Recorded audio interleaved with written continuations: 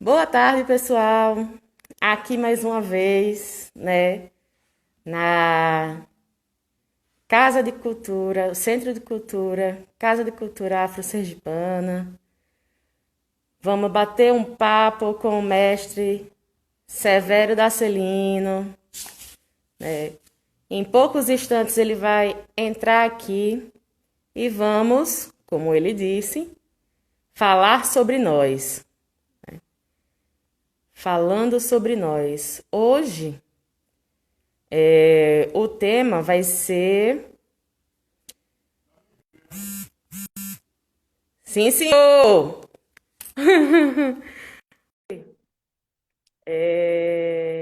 Identidade cultural do negro em Sergipe. Né? Ok. Bora, mestre! Eita, Oxalá lhe abençoe, que não desampare ninguém. Tá. axé! E a imagem está nítida? Tá nítida assim. Acho que a luz podia ser um pouquinho melhor, mas dá para ver o senhor está aí muito elegante. Ok. Muito bem. É, Boa tarde a todo mundo que vem entrando.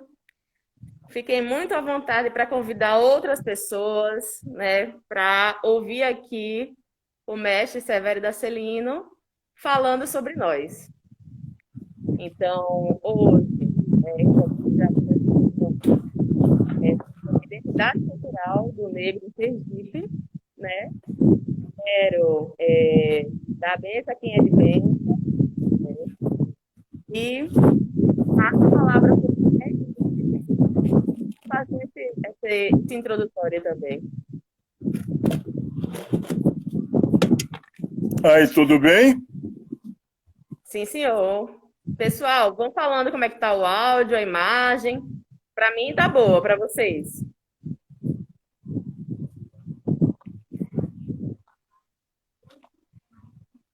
Tá boa.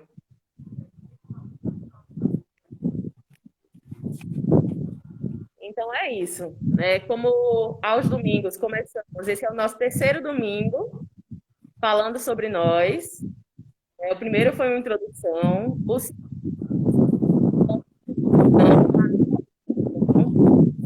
lembramos do João Mulungu vai às escolas. Hoje estamos aqui para falar sobre identidade cultural do negro e que é falar sobre isso que mestre Severa. Então, escutar. Bruno está pedindo a bênção ao senhor, a bênção mestre Severo. E a palavra é do senhor. Oxalá que abençoe a todos e que não desampare ninguém e que tenham paz, saúde, proteção e, sobretudo, amor. Amor e prosperidade. E então, dentro desse processo da identidade cultural, vamos pedir licença aos Babaigum, a Exu, a Ogum, para que os nossos caminhos, nossas estradas sejam abertas e que nós não sejamos atropelados. Tá? Então, com a força dos orixás, vamos adentrar na nossa identidade. Aquilo que nos identifica. Na verdade, é necessário que nós sejamos, que nós nos reconheçamos, para que sejamos reconhecidos e ter esse reconhecimento. Quando a gente é identificado pelo grupo, seja o grupo interno ou o grupo externo, principalmente o grupo externo, então nós estamos com a nossa identidade resguardada. Evidentemente que é difícil ser negro aqui em Sergipe. E hoje, ainda pior, porque, na verdade, nós temos um traço histórico do branqueamento, do clareou virou branco, e que esse processo colonial nos atropela ainda hoje, dificultando o acesso à identidade. Porque quando a criança ou adolescente tem uma pele mais clara, que ele se identifica como negro, ele é discriminado. Então, todo um processo, de repente, começa. O que é que a gente vai dizer? Como a gente pode julgar o adolescente se o adolescente percebe que a sociedade não aceita o negro? Como o adolescente vai aceitar aquilo que a sociedade nega? Então, a identidade do adolescente fica ambígua. Para um lado ele é branco, para outro ele é negro. E essa confusão causa muito prejuízo à sua percepção, à sua formação intelectual, à sua formação filosófica, à sua formação cidadã. Porque no colégio ele é tido como branco, em outro bairro ele é tido como negro. E, de repente, como é que ele vai ficar? Essa dupla ação. Então, deu para a comunidade aquele modelo. Clareou é branco. E dentro do processo dessa branquitude é que muitos negros fogem da sua identidade étnica por uma questão social para se dar bem em determinado grupo ou para ser aceito em determinado grupo. Então, a gente vai ver por que é que o negro, quando ele está no poder, ele não se preocupa com a comunidade negra. Por que é que o negro no poder ele não aceita o negro? Aí, de repente, a gente vai perceber que o negro, quando está ali no poder, ele fica se policiando. Então, de repente, se ele estende a mão para a comunidade negra, ele fica com medo que o outro grupo caia de pau em cima dele, acusando que ele está utilizando o poder para favorecer o grupo racial dele. E daí a gente vai ver diversas manifestações históricas e por esse continente afora, por esse mundo afora, os 4 continentes, vê o caso de Barack Obama, vê o caso de João Alves aqui, vê o caso esqueci o nome dele, aí de Salvador, entendendo? Que ele é negro, do movimento negro, e foi governador não, prefeito, e colocou o movimento negro para correr. Então, de repente, a gente vai perceber que quando um delegado é negro, o preto tem que ficar com o processo da desconfiança, porque ele não vai chegar e ser bonzinho para o preto, porque ele é negro. Aí, de repente, o que é que ele vai fazer? Ele vai dar porrada no preto para se mostrar para a comunidade, só olha, eu exemplo assim. Se o negro eu mando quebrar, que dirá você? Então, a gente está sempre sendo alvo de alguma coisa ou de alguém. Portanto, é difícil ser negro aqui em Sergipe, é difícil ser negro aqui no Brasil. Como de resto, é difícil ser negro. Tá? E é que nem aquela frase que o senhor falou, né? Meu sargento é negro, mas não é preto como eu. É isso aí, porque, na verdade, esse foi um ato que aconteceu na capitania, que foi discriminado por um negro. E, de repente, eu cheguei a quase a loucura, né? Porque eu chamei a atenção e pedi ao oficial de dia para falar com o comandante, e foi aquela coisa. Retornei à capitania e realmente foi um tumulto. Tá? E depois dali, tá? Que eu quase que tive um infarto, tá? Porque saí da capitania direto para o São José, para emergência, que minha pressão subiu. Tá? Aí, eu lá mesmo, enquanto estava tomando soro e sendo medicado, eu peguei a caneta e comecei a escrever. Escrevi um poema que deu exatamente nesse texto, que meu sargento é negro, mas não é preto como eu. Quer dizer, ele é negro sem consciência negra. Ele é negro para quebrar o negro.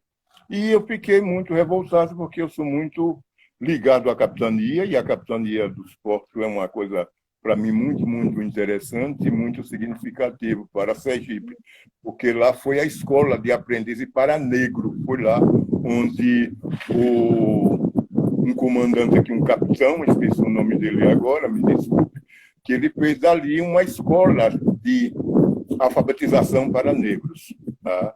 E também ali foi a escola de aprendizes marinheiros. E todos nós sabemos que os aprendizes marinheiros eram todos negros.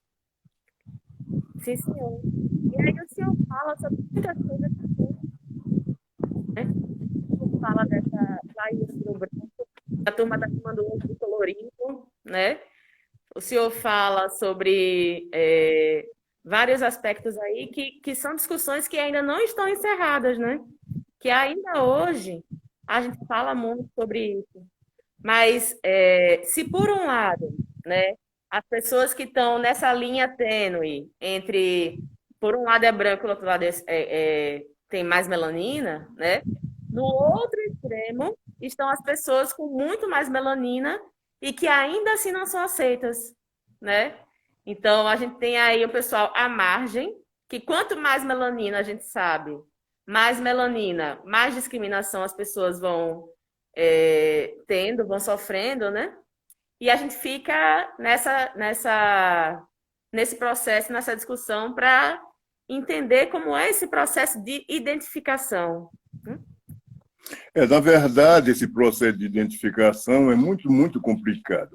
Aqui na Cardicultura, em 68, quando nós fundamos o Movimento Negro aqui em Sergipe, através do teatro, através das pesquisas folclóricas, enfim, a gente tinha uma árvore genealógica. Genealógica, exatamente a árvore da cultura, a árvore da sociedade, a árvore da comunidade, que colocava o negro, o índio e o branco. E a gente sempre usou o modelo norte-americano de identidade racial. Porque na América do Norte, né, lá para os americanos, se você tem 10% de sangue negro, você é negro. Aqui no Brasil, ao contrário, se você tem 10% de sangue branco, você quer ser branco. Isso é terrível, né? E a gente tem, desde 68, que a gente vem nessa luta, e a gente sempre encontrou barreiras. Aqui a gente tinha no nosso teatro, tinha uma menina alta, branca, clara, e também uma professora que era de biologia da universidade. E depois a gente ficou sabendo que elas foram contatadas para dizer: mas minha filha, o que é que vocês estão fazendo ali no meio daqueles negros?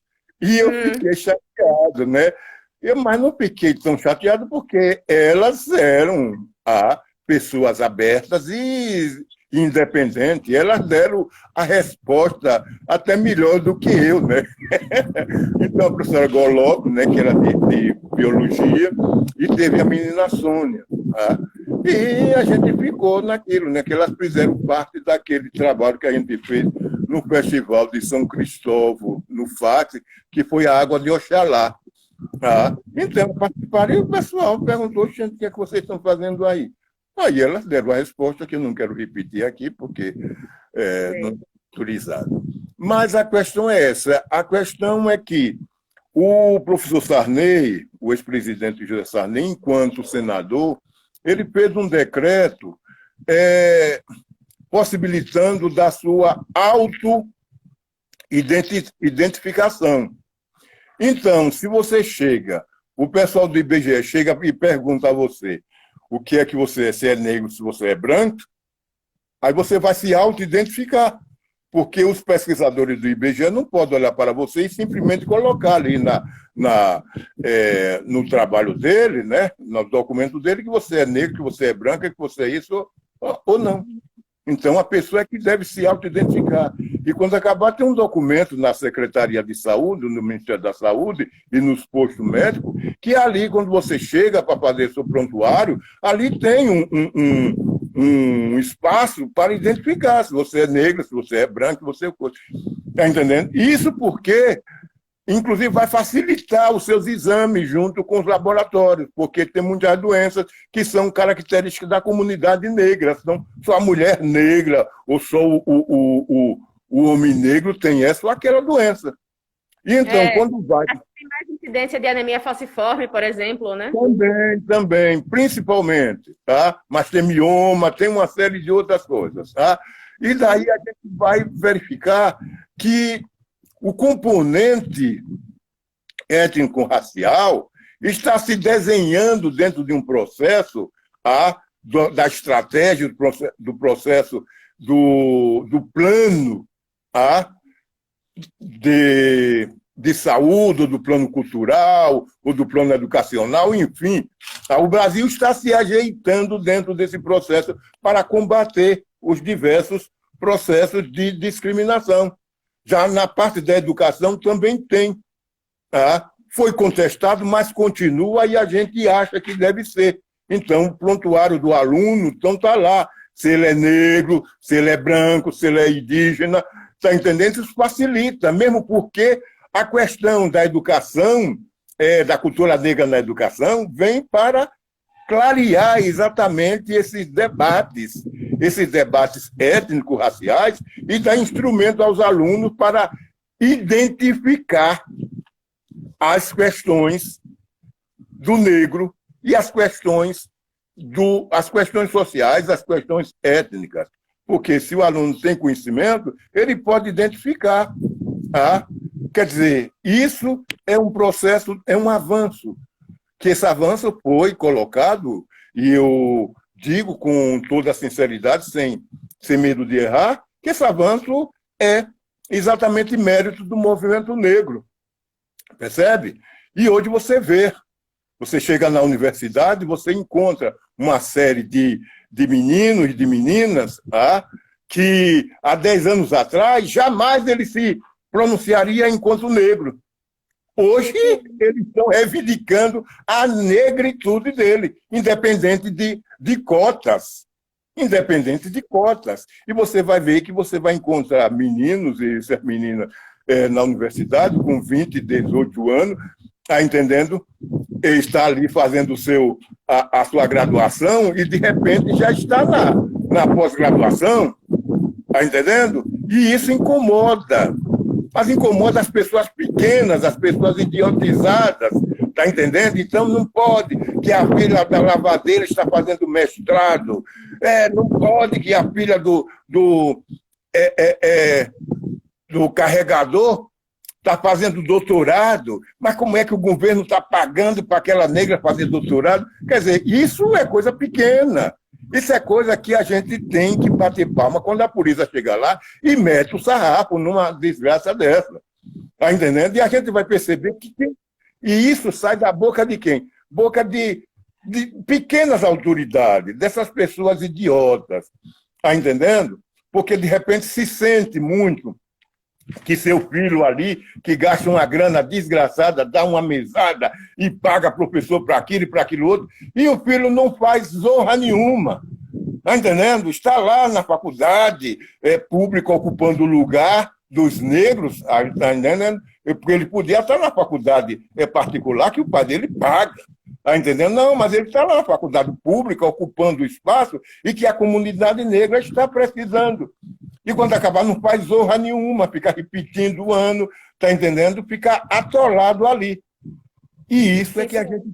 E é o que a gente tem que ver, porque a identidade parte disso. Então, de repente, diz: não, o menino é o quê? Está fazendo medicina, então a especialidade dele é essa. Oxente, eu vou ver um negro daquele, então ali vai ser.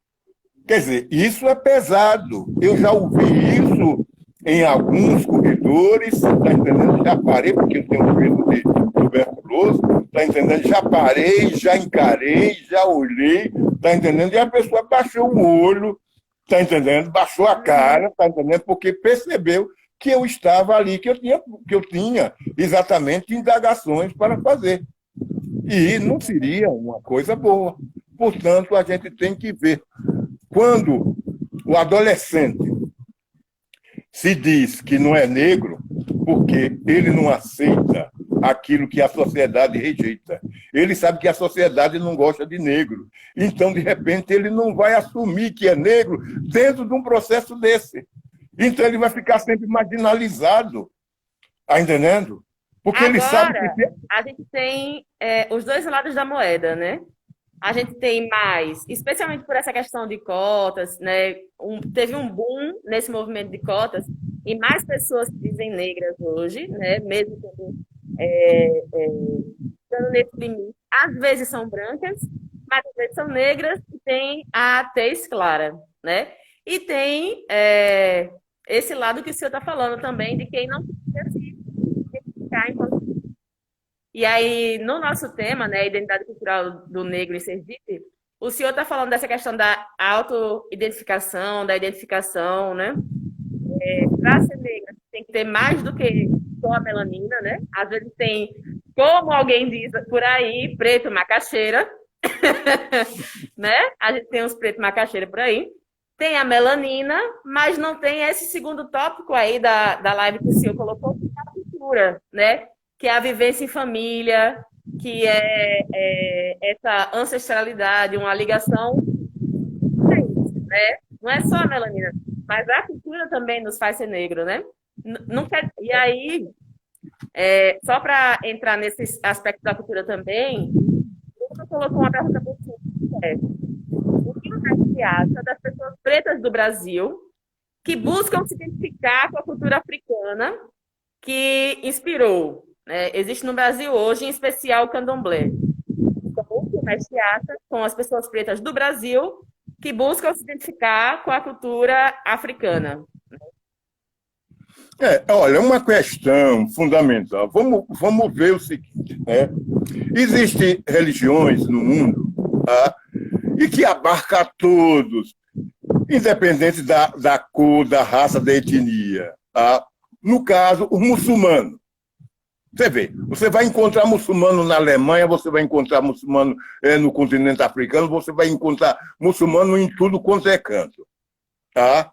E eles vão, tá entendendo? No seu processo, a Meca. Todo ano eles dão exatamente aquela viagemzinha a Meca. Tá? Independente da cultura dele.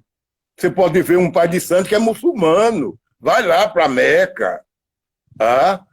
O importante, o ser negro, para mim, é o seguinte. A importância de ser negro não é ter a pele preta, mas saber que é negro. Mas saber que é identificado com negro e reconhecido enquanto negro. É viver exatamente a agenda negra, independente da sua militância. Então, se reconhecer negro e ser antirracista, tá? Porque tem muitos negros aí que dizem que são negros e são racistas, porque eles não são antirracistas, eles não contribuem com a luta contra o racismo.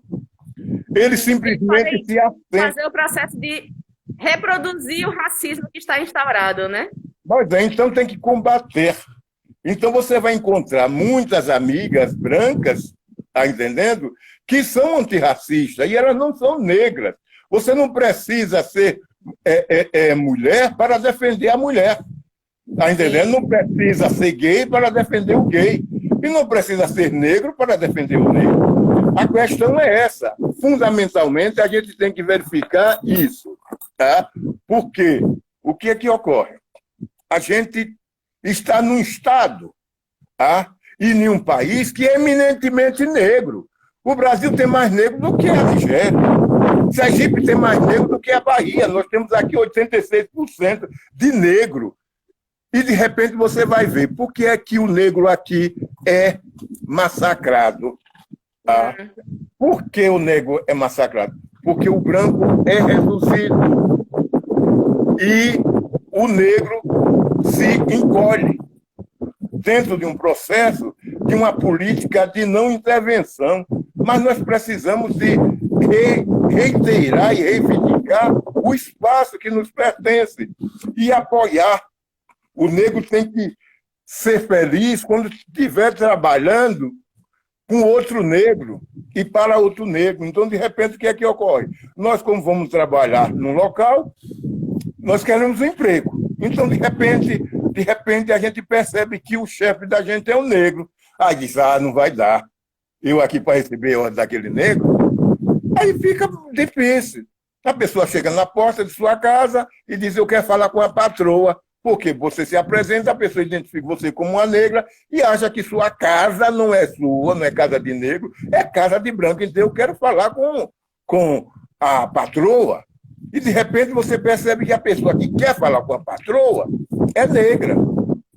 Aí você tem que chegar para ela e dizer, não, filha, nós estamos evoluindo. Nós negros já podemos ter uma casa dessa. Está entendendo? Portanto, chega, venha para cá, vamos conversar. Você quer um emprego, eu estou precisando de uma pessoa aqui para colaborar com os meus trabalhos. Não quero uma empregada doméstica, eu quero uma companheira aqui para auxiliar o meu serviço. Então, o senhor é muito educado. Então, mas tem que buscar nesse sentido para dar clara evidência à pessoa, para que ela possa perceber que quando bater na porta, quando aparecer um negro, então não vai sair correndo chamando a polícia, não, porque aquele negro pode ser o dono da casa. Então a gente percebe isso. Então vamos ver. Seguinte, você chega na universidade, você vai encontrar, digamos, há uns 15 anos atrás, a Universidade Federal do Sergipe tinha, sei lá, aqui 10% de negro, ou 10% de pessoa que se dizia negro, porque muitos pretos lá corriam da identificação. Não quero esse negócio, não me coloque aí, não. Hoje não, hoje tem uma abertura. Hoje você encontra um adolescente ali, pelos corredores, ele dá um discurso que parecendo até Michael X. Tá? Então, é verdade.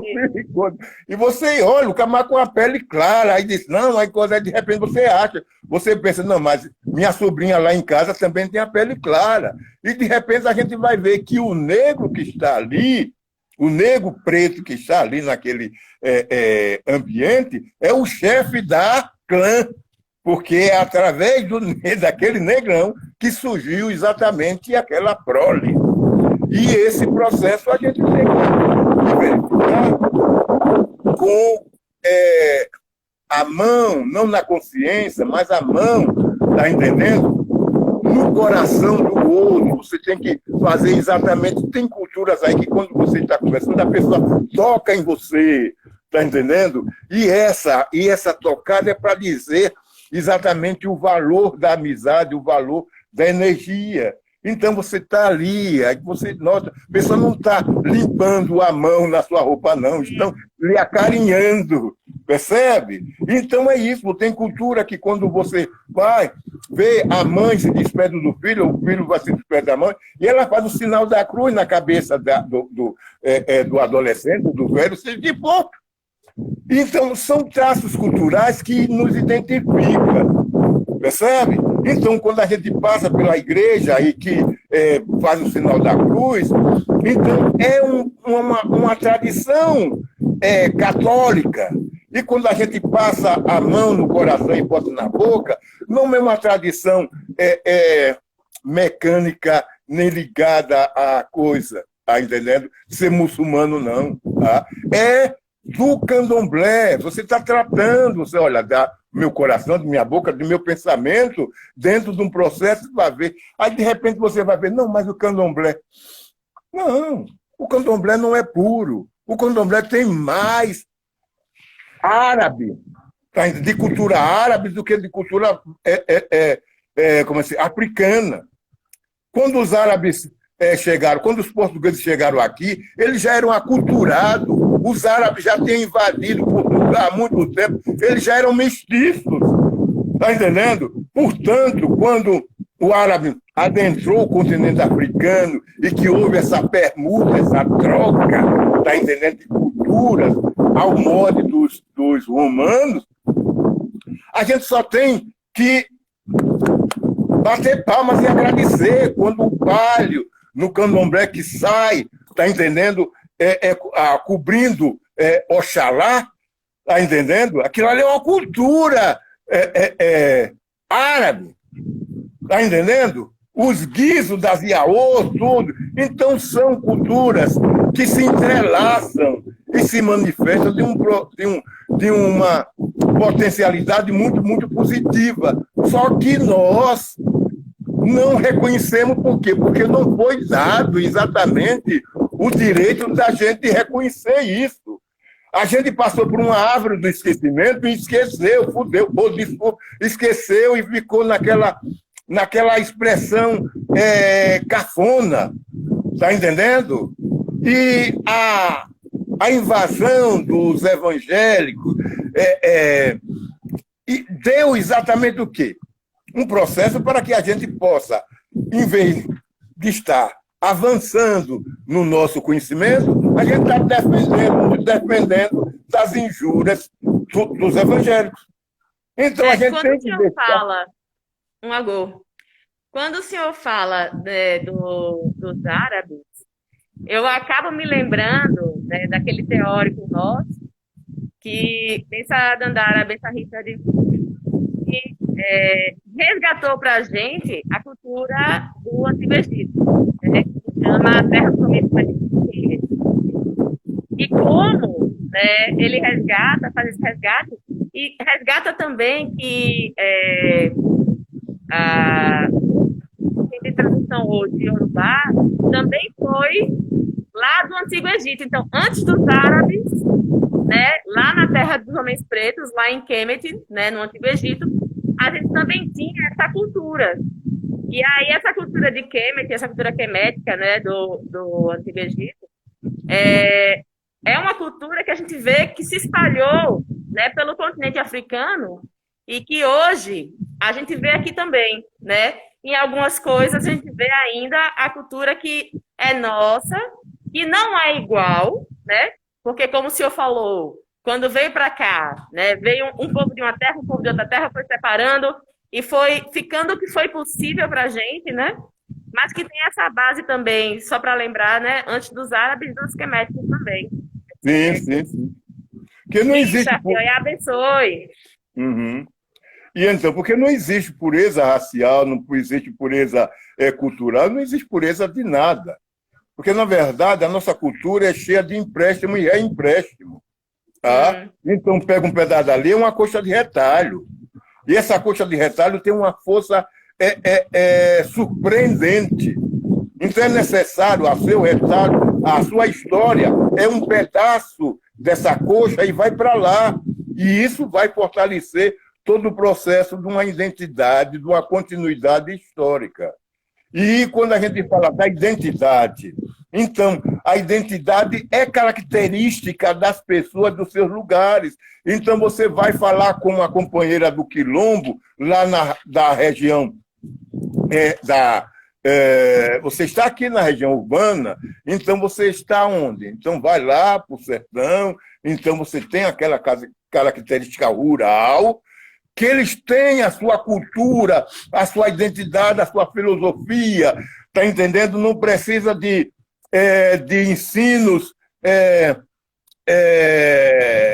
universitários para que ele possa identificar que aquelas nuvens ali vai chover, que há cúmulos nimbos, que a coisa... Então, ele sabe exatamente, de repente ele vai dizer, olha, gente, vamos embora porque a chuva vem aí. E você olha para o tempo, está tudo limpo. Aí você começa a rir. E, de repente, você chora, porque a chuva vem com tudo. Percebe? Então, são essas coisas que a gente vê. Então, a cultura que nós temos aqui, a cultura urbana, é diferente da cultura rural. Tá? Você tem sua família lá, que mora lá no Quilombo tal, na área rural, você está aqui na urbana, então você tem uma característica diferente da expressão dele. Tá? Do jeito de falar, o jeito de andar, enfim. Mas quando vocês se encontram, aí vocês notam exatamente a flagrante presença de uma diferença. Mas O que é que une? É exatamente a cultura, é a unidade, a união na diversidade. Então, Isso. ele pensa de um jeito, você pensa de outro, e de repente vai juntando, vê exatamente quanto por cento que o pensamento dele você pensa. Aí você vê aí a união na diversidade. Ele pensa do jeito dele, você pensa do seu jeito, e vocês são unidos para o progresso, para a dinâmica da cultura. Você chega o pessoal ribeirinho, está entendendo? O pessoal que está próximo da lidição de Propiá, que está ali já na beira do mar, ali no Cabeça, ele pensa diferente do pessoal de Canidé. Eles pensam diferente do pessoal de Canidé, de Piranhas, está entendendo? E de todo o entorno do Rio São Francisco. Então, os ribeirinhos, eles têm uma única cultura dentro do processo da diversidade, mas cada um deles tem uma característica. Pensa diferente, age diferente e o fazer diferente. É o processo etnográfico, da vida, está entendendo? Do costume, essa característica bonita que existe exatamente no ser cultural. Uma ocasião, estávamos com a professora Beatriz, e ela dizia exatamente que os povos são aqueles, as suas características, tá? São iguais, mas que têm o seu conjunto, tá? São iguais, mas são características diferentes. Então, cada um tem o seu jeito. E eles devem ser conhecidos e reconhecidos entre eles. Porque se eles não se reconhecem, não existe exatamente uma unidade racial, nem uma unidade cultural. Então, a gente vai ver isso dentro do candomblé. A gente vai ver isso dentro do candomblé quando a gente percebe que essa diversidade, muitas das vezes, é ameaçada, tá? Por um conjunto de valores que busca segregar outros para mostrar uma superioridade. Então, o candomblé está reproduzindo tudo de ruim daqui da sociedade que a gente luta. Então, essa segregação que existe, a gente luta aqui fora, mas, de repente, a gente vê a reprodução disso dentro do candomblé. Tá? Isso, mas também no candomblé também tem uma relação de embranquecimento. Não necessariamente de pessoas brancas, mas de processos brancos dentro do candomblé também, né? Sim, mas quando a gente fala que o candomblé está reproduzindo tudo aquilo que a gente luta aqui, que a gente luta contra, o candomblé reproduz. Seja parte de gênero, seja parte de raça, seja parte de cultura, é essa coisa.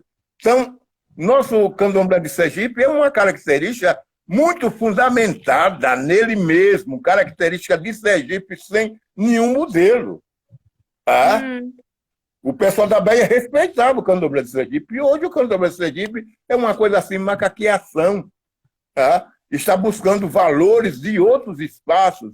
Ele não busca de Recife, o Xambá de Recife, nem o tambor de Minas, São Luís do Maranhão. Ele vai buscar lá no Rio de Janeiro uma característica carnavalesca, mas ele não vai buscar o jambo, não.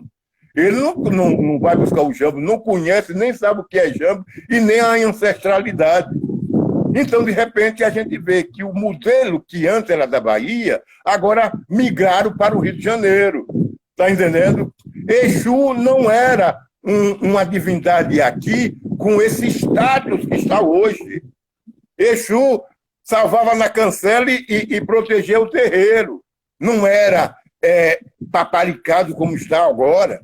Então, de repente, você vê Exu trazendo Iaô, Exu conduzindo o xirê, e isso é muito importante para que você possa perceber essas mudanças e dizer, quem era que estava errado? Era a minha avó que estava errado? Era o pessoal antigo que estava errado? Aí você vai ver, tá? Então, daqui um dia, a bicu está sendo raspado aqui. E outras coisas a gente tem que verificar. A gente perdeu o respeito pelo pessoal de Jurema, a gente perdeu o respeito pelo pessoal Nagô, a gente perdeu o respeito pelo pessoal de Caboclo. E cadê o nosso toré?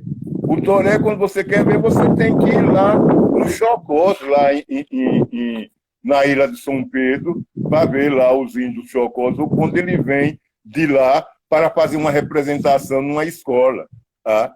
Porque, de repente, a gente perdeu toda aquela expressão que identificava.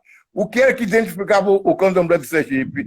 Era exatamente isso. Você começava o seu culto, tá? Então cantava para os orixás, depois vinham os caboclos e terminava no nagô. Então, era isso.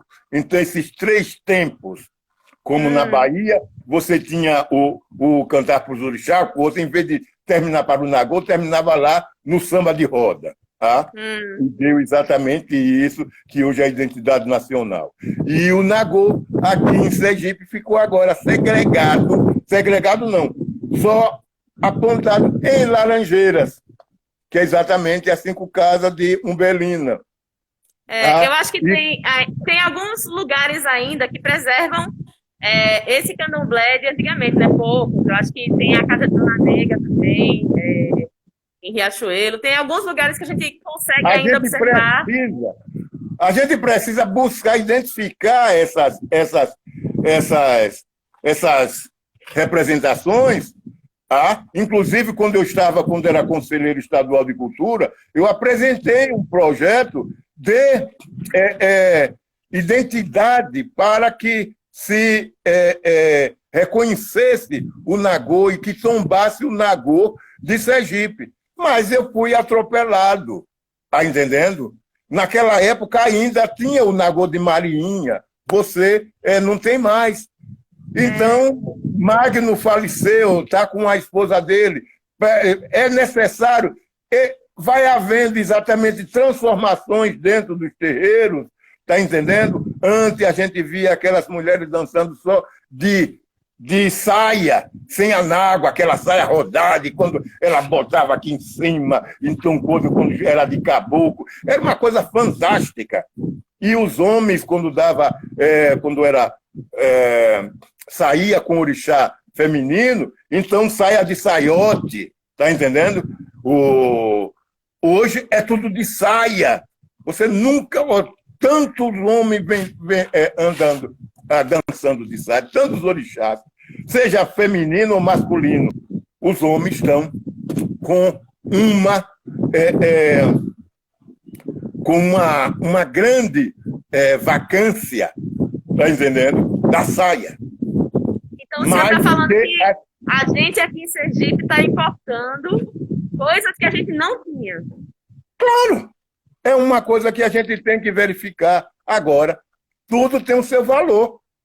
Tudo tem o seu valor. Observe que quando Joãozinho da Gomeia saiu da Bahia, que foi para o Rio de Janeiro, ele foi destroçado, não só na Bahia, mas sobretudo no Rio de Janeiro. Ninguém queria saber dele. E, de repente, Joãozinho da Gomeia hoje é uma celebridade.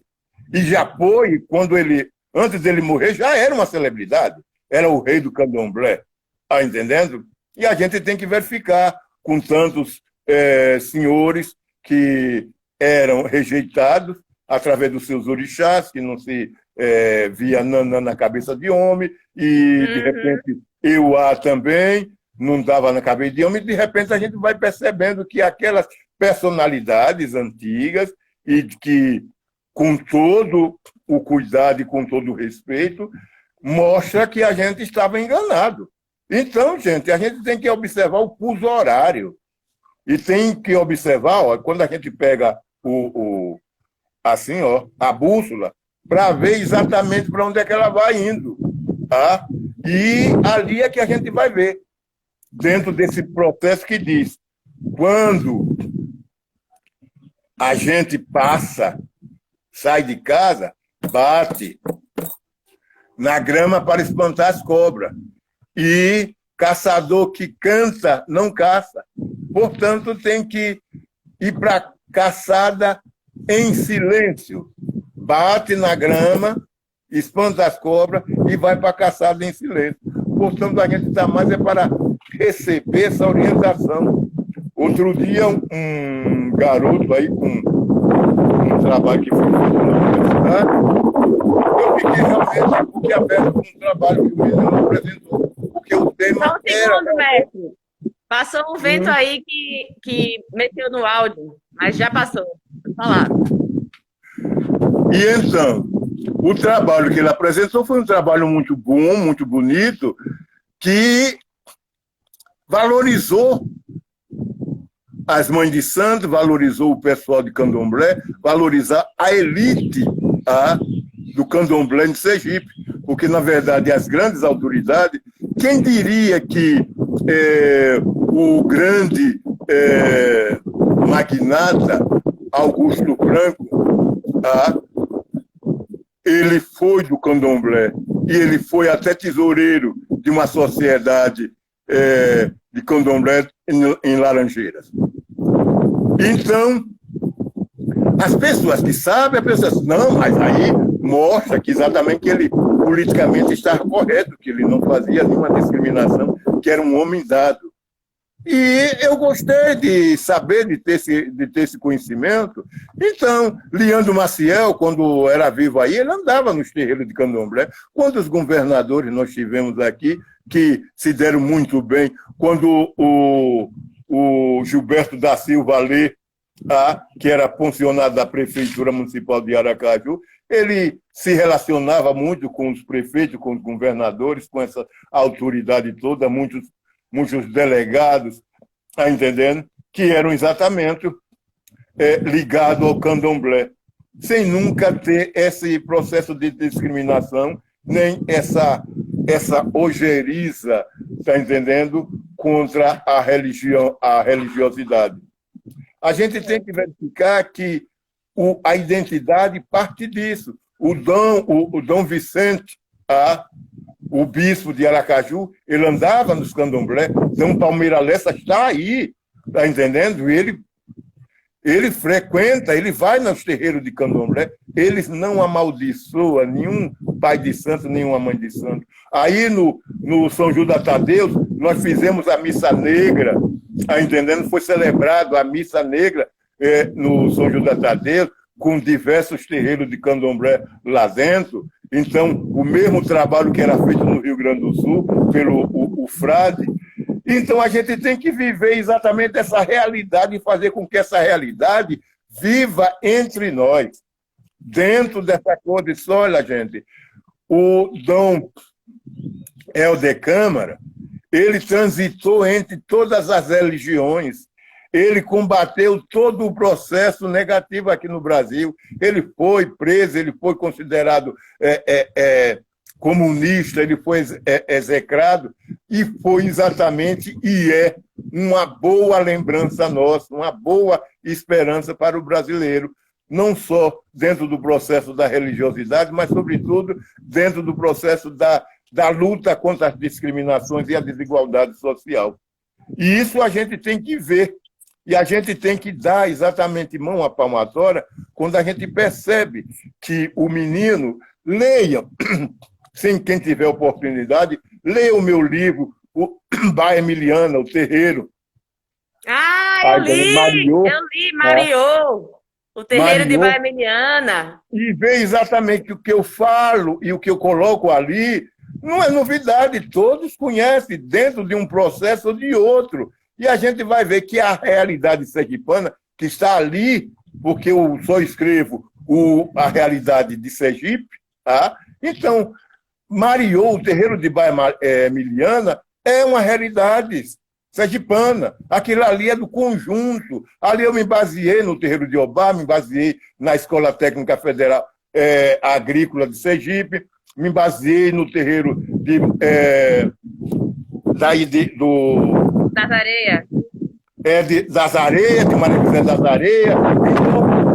Então, exatamente o desenho de todo um processo para poder trabalhar os personagens. Está entendendo? Olha, pessoal.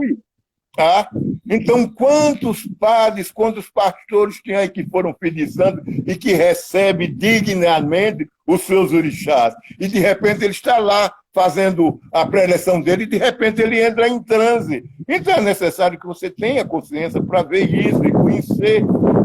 Vai para a igreja, vê lá e tal, de repente o padre entra em transe. Gente, você tem que ter olhos para ver e não ficar só naquela propaganda, né? Desse lirismo de terceira instância, tá entendendo? Para fazer papagaiada. Não. A fé e o candomblé é coisa séria.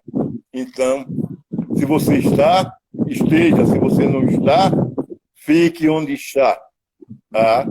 Quando precisar, ele vai. Porque uma coisa característica que eu aprendi do candomblé é que o candomblé não vai atrás de ninguém. Tá? Então, verdade. Quando você vê as pessoas, chega, vem para cá, olha, se afaste, chama a polícia. Chama a polícia. Tá? É verdade. É bem bonita a vivência do candomblé aqui, né? Eu tô vendo aí meu pai, por exemplo, e ele fala que quando ele era criança, a turma da rua dele ia para Caruru. Mas sem estar no candomblé, né? Mas porque o candomblé tinha as portas abertas, né? O candomblé sempre está de portas abertas, a pessoa vai lá, ela come, ela bebe, ela vê a festa, ela sai, ela volta se ela quiser, né? Não tem ninguém no pé dizendo, venha, meu filho, venha, chega pra cá e não sei o quê, isso que quer, né? Não. Então, o candomblé tem dança, os deuses do candomblé dançam. Eu não acredito, como muita gente não acredita, naquele Deus que não dança. Portanto, você vê na Bíblia, quando o menino lá dança peladão, tá entendendo, em torno da caaba, e esse menino que eu falei, o Davi, tá entendendo? Então, todo um processo que você vê na Bíblia, você vê, vai fazendo uma recapitulação e que você vai encontrar no candomblé.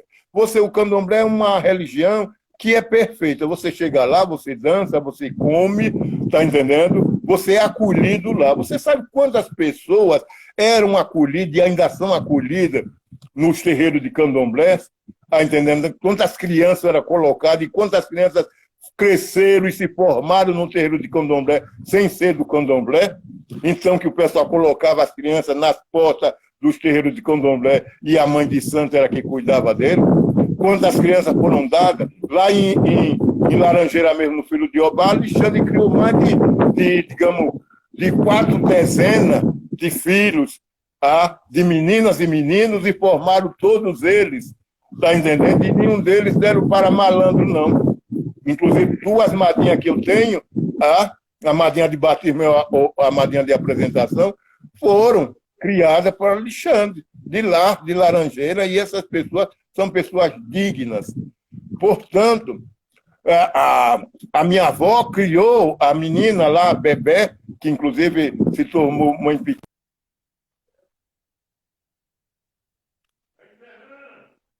Não, ele travou a internet. Aí, tá encerrando aí? Pessoal, olha, 2 segundos que a gente vai dar uma olhadinha ali nos probleminhas técnicos e a gente já volta, né? A gente acabou emendando um assunto bem interessante, que é esse da nossa cultura, né? Da nossa cultura do matriarcado, do candomblé, da recepção das pessoas, né? Do acolhimento.